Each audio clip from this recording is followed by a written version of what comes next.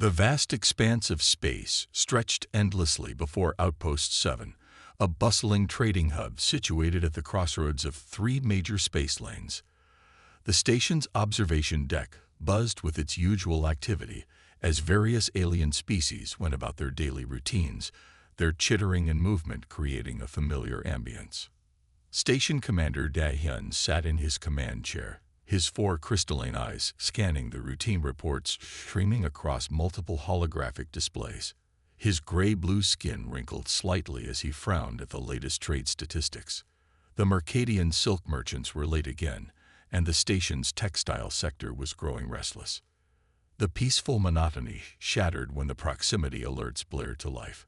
Red warning lights pulsed across the command center as the station's sensors detected an unknown vessel approaching from the direction of unexplored space. "Commander." Massive object emerging from deep space, called out Junior Officer Rin, his phosphorescent antennae glowing bright orange with excitement. It's huge." Da-hyun leaned forward, all four eyes widening as the vessel appeared on the main display. The ship that materialized before them defied everything they knew about spacecraft design. Its hull gleamed with an otherworldly metallic sheen, seeming to absorb and reflect light in impossible ways. Even the largest trading vessels in their sector looked like mere shuttlecraft compared to this behemoth. "Sir, you need to see these readings," reported Senior Analyst Hanul, her tentacles dancing across the sensor controls with practiced efficiency. Her usually calm demeanor cracked as she adjusted and readjusted the scanning equipment. The vessel's power core. "These energy signatures are unlike anything in our database. They're off the charts."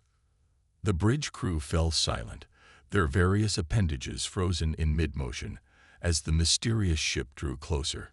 Its design spoke of both elegance and power, smooth lines flowing into armored sections, with what appeared to be weapon ports carefully integrated into its structure. Strange markings adorned its hull, symbols that none of their translation matrices could decipher. "Magnification at maximum," announced Technical Officer Song, his throat sacs pulsing with nervous energy. The markings appear to be some form of identification. The largest reads, "Well, I can't pronounce it, but it looks like TCSAHYPRI. ON." Communications Officer Ji-woo's scales shifted from their usual green to a worried blue as she monitored the communication channels. No known recognition signals. No response to automated identification requests. "Should I initiate first contact protocols?" Da-hyun took a deep breath, his secondary breathing bladders expanding to help calm his nerves. This was the moment every station commander both dreamed of and dreaded. First contact with an unknown species. Open all standard frequencies. Broadcast the greeting in all known languages. Ji-woo's claws flew across her console, sending out the carefully crafted message that had been used for centuries to welcome new species to the galactic community. The message was simple but clear. "Greetings, unknown vessel. You have entered the space of Outpost 7, a peaceful trading station. We welcome peaceful contact and offer friendship." Seconds stretched into minutes as they waited for a response. The tension on the bridge grew thick enough to cut with a plasma blade. Junior officers fidgeted at their stations, while senior staff maintained their composure through years of training. Then, to everyone's shock, a response came, not in one language, but in perfect galactic standard, followed by translations in every major trading language used in the sector. "Outpost 7, this is the Terran Confederation, ship Hyperion. We come in peace and request permission to approach and dock. We bring greetings from Earth and the Terran Confederation." The voice was smooth, confident, and carried an authority that made every being on the bridge straighten unconsciously. But what truly stunned them was the perfect pronunciation and syntax, as if the speakers had been studying their languages for decades. "By the first star," whispered Haenul, her tentacles curling in amazement. "They processed our language database and mastered it in minutes." Commander Da-hyun felt his heart racing as he realized the significance of this moment. Whatever these Terrans were, They had just demonstrated technology far beyond anything known in this sector of space, and they had done it with an ease that suggested this was merely a fraction of their capabilities. "Prepare primary docking bay," he ordered, his voice steady despite his inner turmoil. "Alert medical to stand by for potential biological compatibility issues. And someone get Ambassador Li Min up here immediately. Something tells me we're about to make history." As the crew rushed to comply with his orders, Da Hyun watched the magnificent vessel slowly maneuver closer to the station. He couldn't shake the feeling that the galaxy was about to change forever. The grand diplomatic chamber of Outpost 7 hummed with nervous energy as dignitaries from 12 different species gathered for the historic meeting. The room's crystalline walls reflected the soft blue lighting, creating an atmosphere that normally soothed even the most agitated visitors. Today, however, nothing could calm the excited whispers and nervous movements of the assembled representatives. Ambassador Tahoe stood near the main airlock, his ceremonial robes flowing in shimmering waves of silver and blue. His four-fingered hands repeatedly smoothed the intricate patterns on his chest piece, a gesture that betrayed his inner tension. Behind him, arranged in a careful semicircle, stood the station's highest-ranking officials and representatives from the major trading powers. "The airlock is starting pressurization cycle," announced the station's environmental control officer, her bioluminescent spots pulsing with each word. The assembled crowd fell silent, save for the soft rustling of clothing and the gentle whir of breathing apparatus. Security Chief Jun Seo's team stood at strategic points around the chamber, their ceremonial weapons gleaming. Though this was officially a peaceful diplomatic meeting, centuries of protocol demanded their presence. The chief's antenna twitched as he received updates from his teams stationed throughout the docking area. The airlock's status lights cycled from red to amber, then to green. A soft hiss filled the chamber as the pressure equalized. Ambassador Tahoe felt his secondary heart begin to race as the massive doors slowly began to part. The first figure to step through the doorway was not what anyone expected. Captain Sun Li of the TCS Hyperion moved with a grace that seemed to defy the station's artificial gravity. Her dress uniform, a masterpiece of deep blue fabric and silver trim, caught the light in ways that made several photosensitive species adjust their optical filters. What struck the observers most was her appearance, so similar to some humanoid species, yet distinctly different in subtle ways that spoke of evolution on a world none of them had ever seen. Behind her stood First Officer Kyung-ho, his presence commanding immediate attention despite his relatively small stature. While many of the station's residents towered over him, something in his bearing made them unconsciously step back. His uniform matched his captain's in elegance, but bore different insignia that the watching protocol officers immediately began recording for future reference. On behalf of the Terran Confederation, Sun Li began, speaking flawlessly in the local trade language. "We extend greetings to Outpost 7 and all its inhabitants." Her voice carried easily through the chamber, clear and confident without being overwhelming. Ambassador Tahoe stepped forward, performing the traditional greeting gesture with all four hands. "Captain Sun Mai, First Officer Kyung-ho, Outpost 7 welcomes you and your crew. We are honored to be the first to formally receive representatives of the Terran Confederation in this sector." The next few moments unfolded like a carefully choreographed dance. Each species representative stepped forward in order of their arrival at the station, following ancient diplomatic protocols. The humans matched each greeting perfectly, demonstrating knowledge of cultural customs that should have taken years to master. "They must have studied our cultural database as thoroughly as our languages," whispered cultural attaché Minji to her assistant, her scales shifting to an impressed purple hue. The formal introductions continued until a small commotion arose near the back of the chamber. A Vaxidian delegate, known for their sensitive electromagnetic reception, was staring at the humans with all three eye stalks fully extended. "Is everything all right, Delegate 6?" Ambassador Tahoe asked, trying to maintain protocol while addressing the disturbance. The Vaxidian's translator crackled to life. They're generating their own electromagnetic field. Weak, but structured. Their nervous systems. Fascinating. Captain Sunma smiled diplomatically. Yes, all humans produce small electromagnetic fields. We found it can sometimes surprise species with sensitive reception abilities. I hope it's not causing you discomfort. The delegate's eye stalks waved in what those familiar with Vaxidian body language recognized as excitement rather than distress. No discomfort. Never seen. Natural biological field so organized. First Officer Kyung-ho stepped forward smoothly. Perhaps we could arrange for some mutual scientific exchange after the diplomatic formalities are concluded.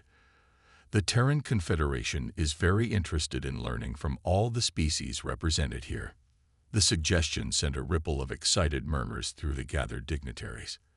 The humans had just diplomatically transformed a potential awkward moment into an opportunity for cooperation, demonstrating both political skill and scientific openness in a single move. Ambassador Tahoe felt his tension beginning to ease. These humans clearly understood the delicate dance of diplomacy, and they seemed genuinely interested in peaceful exchange. Still, as he watched Captain Sunmai and First Officer Kyung-ho smoothly work the room, he couldn't shake the feeling that they were seeing only the surface of what humanity was capable of. The central market of Outpost 7 buzzed with more excitement than usual as crowds gathered around the newest attraction. The human crew members from the TCS Hyperion. The normally orderly flow of foot traffic had turned into small clusters of onlookers, their various appendages, tentacles, and sensory organs all focused on the strange visitors. Merchant Guild leader Du Yun stood at his favorite observation spot, his crystalline eyes reflecting the colorful scene before him. His usual businesslike demeanor had given way to open curiosity as he watched a group of human crew members sitting at one of the food stalls. "They're eating what?" he asked, his translator barely keeping up with his surprised tone. The humans were consuming something that produced visible steam, and their faces had turned an unusual shade of red. Security Chief Yoongai, standing beside him with his arms crossed over his chidness chest plates, watched with equal fascination. Apparently, they call it extra spicy ramen. It's some sort of grain-based nutritional strand suspended in flavored liquid. They seem to enjoy foods that would burn most species' taste receptors. They watched as one human crew member downed an entire bowl, steam practically coming from their ears, while their companions cheered them on. The stall owner, a six-armed Grixian known for his exotic cooking, appeared both proud and perplexed by their enthusiasm. "Look at their faces," remarked Du Yun. "They're clearly in some form of discomfort, yet they appear to be enjoying it." The concept seemed to defy his understanding of logical behavior. The humans had become the station's main attraction over the past few days. Their ability to function in the station's higher gravity settings without any apparent effort had initially caused concern among the medical staff. When questioned, the humans had simply explained that their home world had similar gravity, leading to numerous discussions about their planet's characteristics. Young engineer Min Seo found herself at the center of many such discussions. Her regular maintenance rounds now took twice as long because she kept getting stopped by curious aliens asking about Earth. Currently, she was surrounded by a group of Zentarians, their floating gas-filled bodies bobbing with excitement as she explained Earth's weather patterns. "You mean your planet has multiple climate zones?" asked a junior Zentarian researcher, their translation device struggling to convey their amazement. "And you've adapted to all of them?" Before Min Seo could answer, another commotion drew everyone's attention. A human crew member had challenged a strongarm Kryvax to a lifting contest in the recreation area. The Kryvax, naturally evolved for heavy lifting with their 4 muscular arms, accepted with confident clicks of their mandibles. The gathering crowd watched in stunned silence as the human matched the Kryvax lift for lift. What should have been a quick demonstration of Kryvax superiority turned into an impressive display of human strength and endurance. "Impossible," muttered a spectating physicist, their sensory tendrils writhing in confusion. "Their muscle density shouldn't allow for this level of performance." The market's atmosphere grew even more charged when a group of human engineers started trading technical knowledge with local mechanics. Their casual mentions of antimatter containment and quantum field manipulation sent ripples of excitement through the station's scientific community. "Did you hear?" whispered a passing merchant to their companion. "They use quantum computing in their personal devices." Personal devices. We barely manage that in our largest research facilities. Security Chief Yoomge noticed something else as he observed the humans interact with various species. They seem to instinctively adjust their behavior to match each species' social norms. With the formal Vexillians, they maintained proper distance and used appropriate honorifics. With the tactile Merosians, they easily adapted to their greeting touches and emotional displays. "It's like they've studied every species in detail," he commented to Du Yun. "But that's impossible. They just arrived." A burst of laughter drew their attention back to the food stall, where the humans were now teaching some brave aliens how to eat their spicy food. The sight of a crystalline attempting to slurp noodles with their energy-based form would normally have been shocking, but somehow the humans made it seem natural and fun. "I think," said Du Yun thoughtfully, his scales shifting color with his changing mood, "we're going to need to expand the market. Something tells me this is just the beginning of many changes to come." As if to prove his point, a human child from one of the crew families ran past, playing tag with a young floater, both of them laughing in their respective ways. The sight of such natural integration, happening so quickly after first contact, made many of the watching aliens wonder what other surprises these humans would bring to their corner of the galaxy. The peaceful hum of Outpost 7's night cycle was shattered by the shrill wail of emergency alarms. Most of the station's inhabitants were in their rest periods when Communications Officer Jiwoo's voice crackled over the station-wide speakers, her usual calm tone edged with unmistakable tension. Multiple hostile signatures detected approaching from Sector 7. Identifying signatures. By the stars, it's the Red Claw pirate fleet. The name sent waves of fear through the station. Even those species that had been deep in hibernation cycles stirred at the mention of the infamous pirates. The Red Claw fleet had terrorized this sector for years, leaving nothing but destroyed stations and empty hulks in their wake. In the command center, screens lit up with warning signals as more ships appeared on the long-range scanners. Station Commander Da Hyun burst onto the bridge, his sleeping robes hastily covered by his uniform jacket. His 4 eyes quickly scanned the tactical displays, his gray skin paling at the sight of so many hostile vessels. "How many?" he demanded, sliding into his command chair. 15 ships confirmed, sir," reported Sensor Officer Minho, his tentacles working multiple control panels at once. 5 heavy cruisers, 8 destroyers, and 2 support vessels. They're running with modified weapon signatures, probably illegal Drachnid tech. Station Commander Da Hyun quickly assembled his senior staff in the emergency command room. The pirates' reputation was well known in this sector.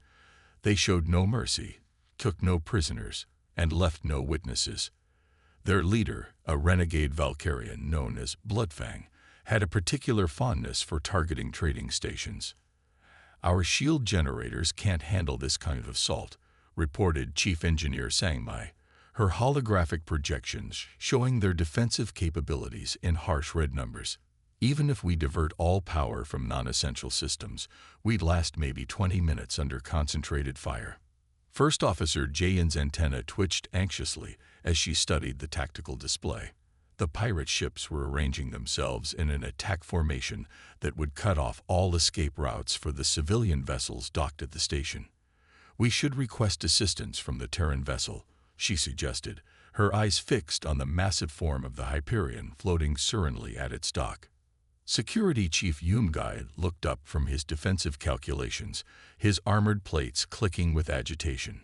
Would they even help? They're visitors here, not protectors. This isn't their fight.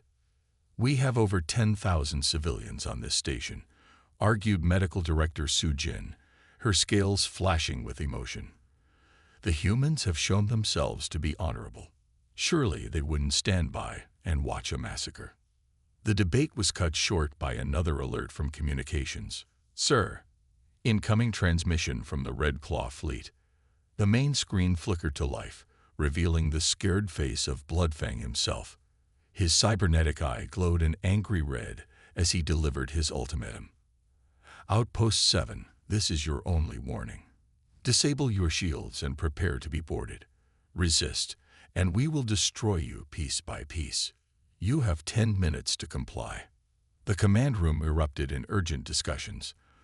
The station's civilian security force was no match for hardened pirates. Their automated defense systems were designed to handle smugglers and drunk traders, not a full military assault. "Even if we evacuate now, they'll pick off the escape pods one by one," said Tactical Officer Jin Woo grimly. "The Red Claw shows no mercy." Station Commander Da Hyun felt the weight of 10,000 lives pressing down on him. His gaze drifted to the massive form of the Hyperion. The Terran Warship had shown hints of incredible technology during their stay, but would they risk their ship and crew for a station they had known for less than a week? Open a channel to the Hyperion, he decided finally. If nothing else, they deserve to know what's coming. As Communications Officer Ji Woo prepared to send the message, the command staff watched the approaching pirate fleet with growing dread. Their next few minutes would determine the fate of everyone on Outpost 7, and they could only hope their new human allies would prove to be the friends they appeared to be. The future of Outpost 7 now rested on the response from a species they had met barely a week ago, and the looming shadow of the Red Claw fleet grew larger with each passing second. The tension in Outpost 7's command center could have been cut with a knife as they waited for a response from the Hyperion. The clock ticking down on Bloodfang's ultimatum seemed to echo through the room, each second bringing them closer to what could be their final moments. Then Captain Sunmi's voice came through the speakers, clear and confident. "Outpost 7, this is Hyperion. We stand ready to assist. Please maintain your current defensive posture and prepare to witness something interesting." Before anyone could process what that meant, the Terran Warship began to change. The sleek diplomatic vessel that had been peacefully docked at their station for the past week suddenly transformed before their eyes. Panels that had seemed purely decorative slid apart, revealing weapon systems that made the station's defensive experts gasp in shock. "By the stars," whispered Analyst Hanul, her tentacles curling in astonishment as she read the energy signatures. "They've been holding back all along. These readings, they're beyond anything in our database." The Hyperion's hull rippled like liquid metal as more weapons emerged from previously hidden compartments. What had appeared to be viewing ports transformed into targeting arrays. The ship's engine signature suddenly changed, revealing power levels that made Engineer Minsio's instruments spark and overload. "Quick, switch to backup sensors," she called out, her hands flying over the controls. "The primary arrays can't handle these readings. Whatever power source they're using, it's unlike anything we've ever seen." On the main view screen, the transformation continued. The Hyperion's previously smooth hull now bristled with what appeared to be weapon systems, but of a design so advanced that even the station's military experts couldn't identify them. Energy fields flickered around the ship in patterns that defied known physics. "Message from Captain Sunmi," announced Communications Officer Jiwoo, her scales shifting to a mix of relief and awe. "She's requesting that all civilian ships move behind the station and that we reinforce our aft shields."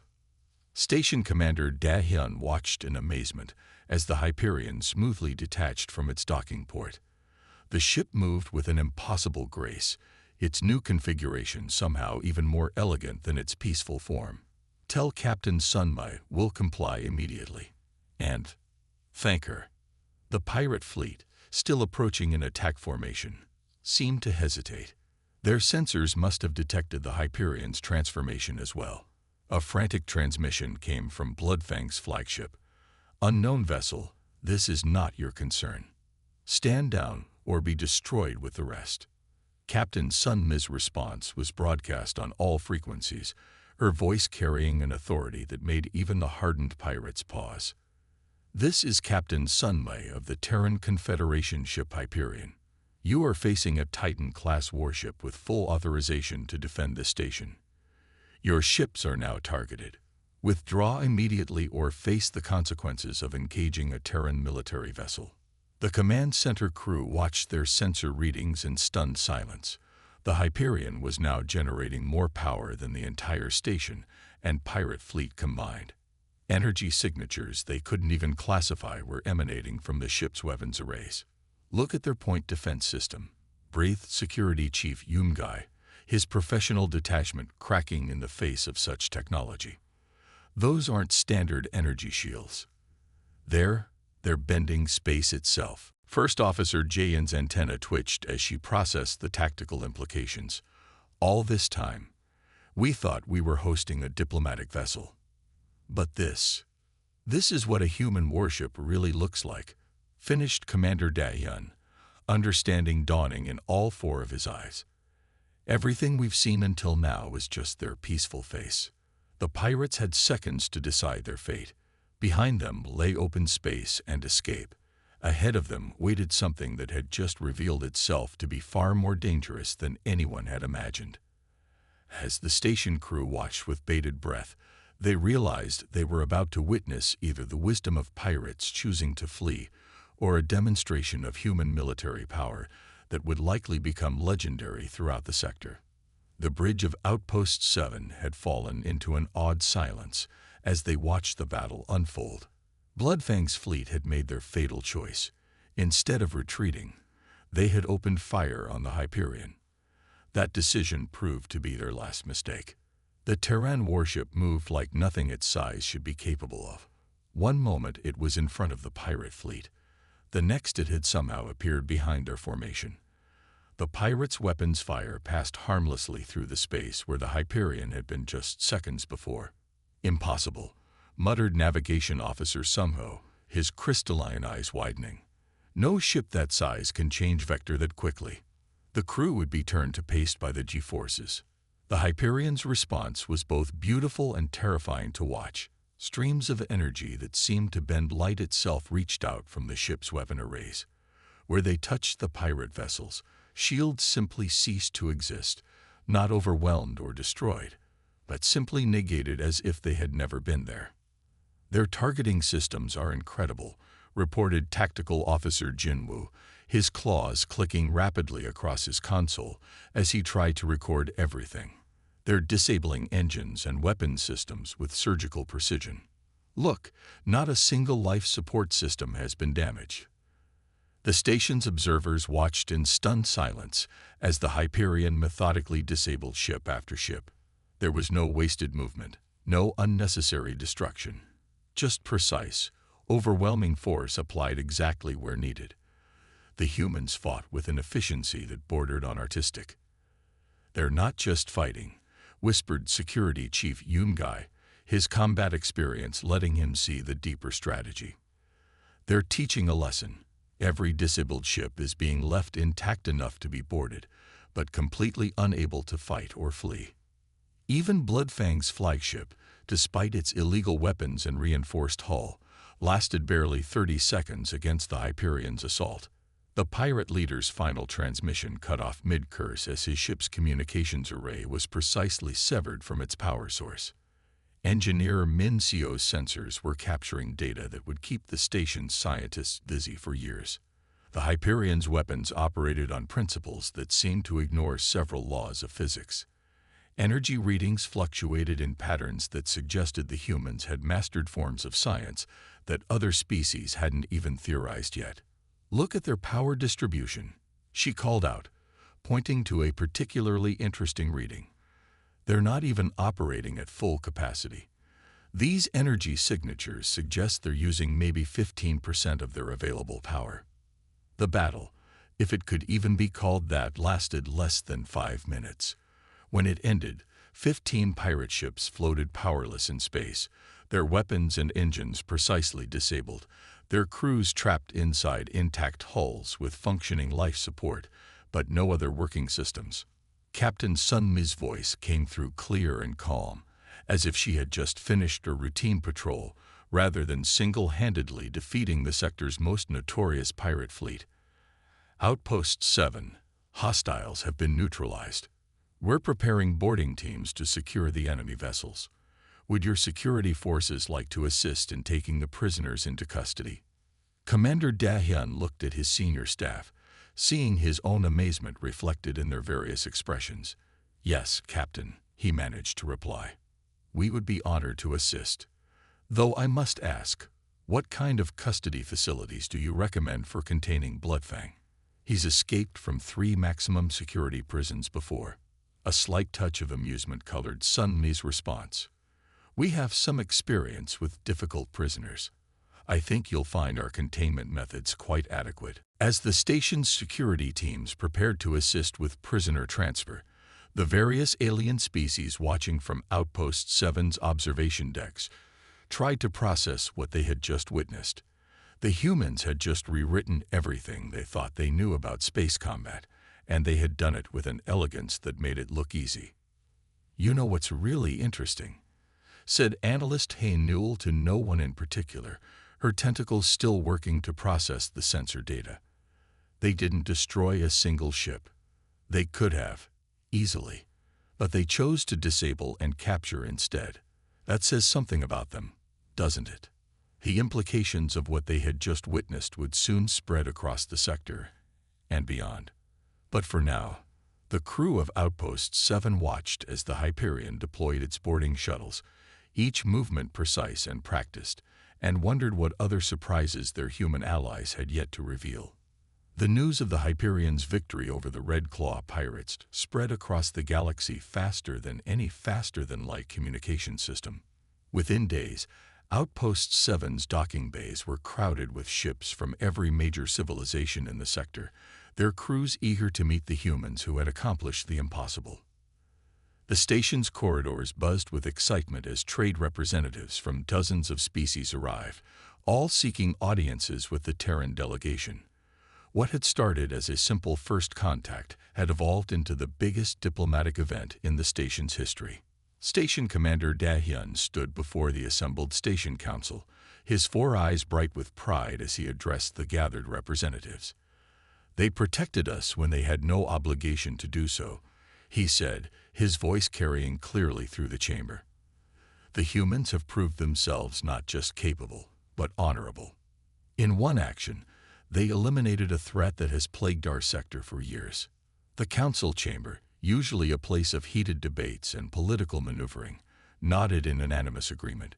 The humans had demonstrated not just overwhelming technological superiority, but also remarkable restraint and wisdom in its application. Captain Sun Mi and her crew had become celebrities on the station. Wherever they went, they were surrounded by curious aliens eager to learn more about Earth and the Terran Confederation.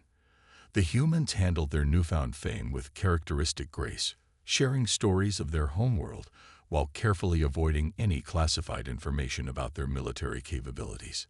The Hyperion itself, now docked in a position of honor at the station's primary berth, had become a symbol of security and technological advancement.